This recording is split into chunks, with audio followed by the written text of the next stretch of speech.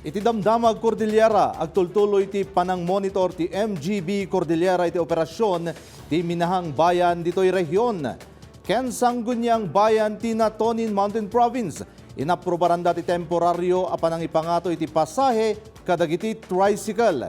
Kanayunan a detalye iti report ni Angel Kim Pengosro. Agtultuloy ti panang monitor ti Mines and Geosciences Bureau Cordillera kadag iti operasyon ti minahang bayan iti rehiyon. Sigun iti ahensya, ada ti 15 na ideklara a minahang bayan iti rehiyon. Iti nasao a bilang, 8 ti valid ken adaan iti small-scale mining contracts. Inaprobaran ti DENR ti Administrative Order No. 2026-08 amang ipapaay iti panakaipaulog ti interim small-scale mining contracts kadag iti na ideklara a minahang bayan. Iti Mountain Province, inaprobaran ti sanggunyang bayan ti Natonin ti temporaryo a panakaipangato ti tricycle fares, kalpasan ti panagpirma iti Memorandum of Agreement ti Upland Trikers Drivers Association.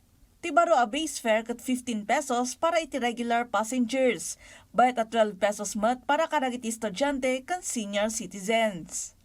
Ti temporaryo a panakaipangato ti pasahe ket dagos nga epektibo ken nagtalinaed aging gaabo mabati presyo ti gasolina aging ga iti 60 pesos iti kada litro wenno nabababa. Iti Ifugao, nang isayang katiswad Ifugao iti basta beripikado, mabilis ang serbisyo wenno BBM serbisyo. Tapno mang facilitate iti beneficiary verification ken matulungan dagiti senior citizens ngagparehistro iti Philippine Identification System wenno National ID, kabayatan ti social pension payout iti probinsya.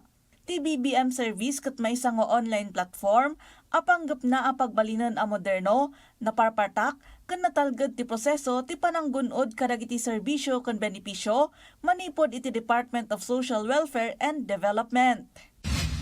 Kabayatan na pagnumaran itan ti PhilHealth members iti Ifugao ti Yaman ng Kalusugan wenno YAKA program. May sa primary care package amang ipaay iti libre a konsultasyon, laboratory test ken diagnostic services. Iti report ti PhilHealth Ifugao, 14 a clinics ken healthcare facilities iti probinsya ti yakap accredited. Bayat a 14 a butika ti accredited iti sidom ti PhilHealth gamot program.